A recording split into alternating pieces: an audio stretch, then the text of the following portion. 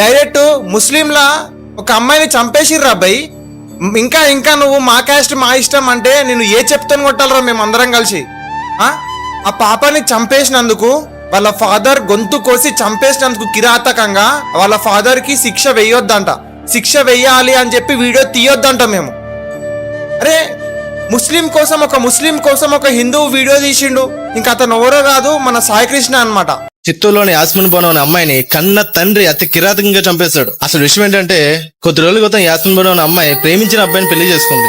మతాంతర వివాహం వల్ల తండ్రి ఒప్పుకోలేదు. అయితే ఓ రోజు తండ్రికి ఆరోగ్యం బాగోలేదని పగడ్బందీగా ప్లాన్ చేసి అమ్మాయిని రప్పించారు. అయితే వచ్చేదారులు కారులో ఆ తండ్రి అమ్మాయికి మరో అబ్బాయిని ఇచ్చి పెళ్లి చేసి దుబాయ్ పంపిస్తా అన్నాడు.